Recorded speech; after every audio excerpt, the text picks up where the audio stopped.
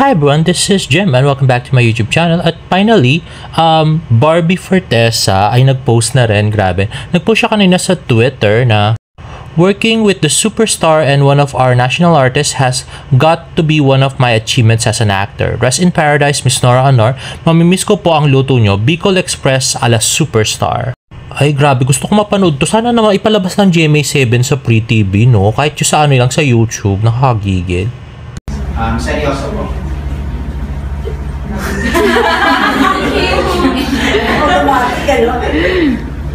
Ang bilis.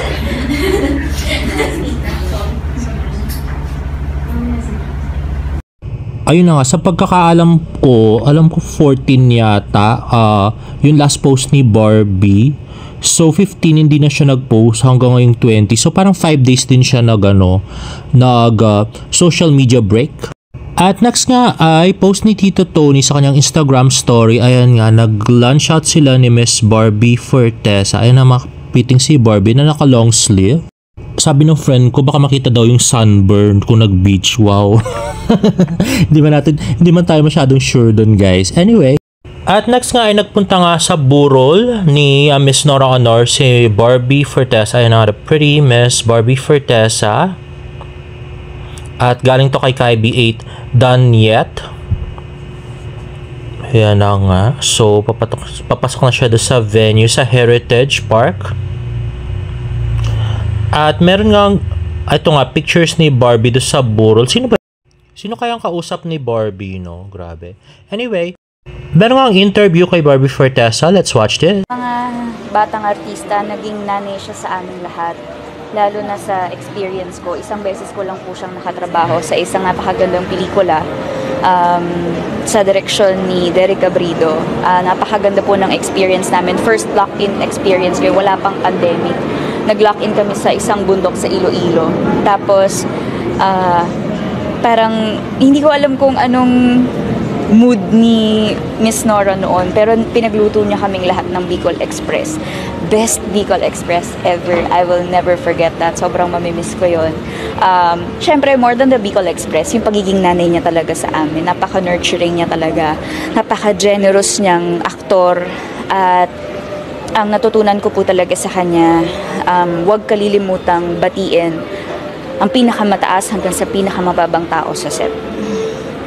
Thank you. Tinuro niya sa inyo Oo, talagang down to earth talaga, na hindi natin naakalain na magagaling sa isang superstar. Pero di ba, prepare na niya kwento ni Direk Joel, parang ang dami niya natutunan, kaya no? Opo. So, habang pinapakinggan mo yung kwento parang ni Direk pare-parehas Joel, kami ng experience po talaga kay Miss Nora. Kaya alam mong wala talaga siyang pinipili tao.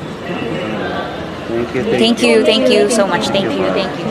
Ayun na nga, nag-share ng good experience si Barbie kay Miss Nora Aunor.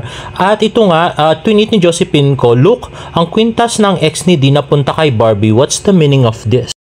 Oo nga, no, kapareho nung kay Kisen, yung kwintas ni Barbie. Pero actually, sabi ng friend ko, matagal ng kwintas ni Barbie Fortesa yan. Hindi niya lang masyadong sinusuot or hindi lang natin masyadong napapansin. So, hindi galing kay David yan, guys.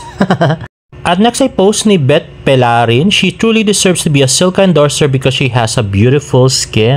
Ayun na nga, Silka pictures of Barbie Fortesa. Uy, grabe yung legs, oh. At yun na nga, napakaputing si Miss Barbie Fortesa for Silka Papaya. At kita nga sa pictures, baklang-bakla si Barbie. Galaw niya, pambakla talaga. Grabe. At yan na nga, Barbie Fortesa. Next naman, ay post ni Miss Sunset. Okay, it says a lot. So, sabi ni David, syempre hindi naman dapat lahat malaman ng tao, especially if it's private, if it's about your personal life. At ito naman sa interview ni Barbie do sa TKL, sabi niya, don't give into the pressure of it. Ma-in love kayo naturally and not just because you're both pressured to get into a relationship, simply because you're a love team. Gawin yung private kung magiging kayo man. Okay. So palagay ni Miss Sunset, ganun yung ginagawa nila. At next kay kasama na si Miss Julia Montes sa fun run ni Alden Richards sa May 11. Kasama rin doon si Janelle Mercado, Dennis Trillo, Barbie Fortesa at saka si Christopher Martin. At sana si David dahil nagpa-block screening si Alden. At actually natawa ako dito sa ginawa ni Leah Fo Faith. David's ideal girl checklist. Yes po, may pa-infographic na po tayo. Barbie speak for visual reference only, or is it? Ayan daw, chinitang hindi masyadong chinita. Maganda, maputi, genuinely nice, smart, caring, goal-oriented, emotionally intelligent, understanding, compassionate, empathetic, self-aware, in touch with life, someone who will support and accept my job, my personality. Grabe, ginawa ng biology chart si Barbie. Grabe talaga yung mga Barda fans sa Twitter. Anyway, tweet nga ni Miss Girl A2, abangan sa 24 oras si David Licaco interview. At sabi nga, mga friends ko ay kamukha daw ni Jack Roberto yung nasa gitna naka-blue. So, hindi natin alam kung si Jack na yan.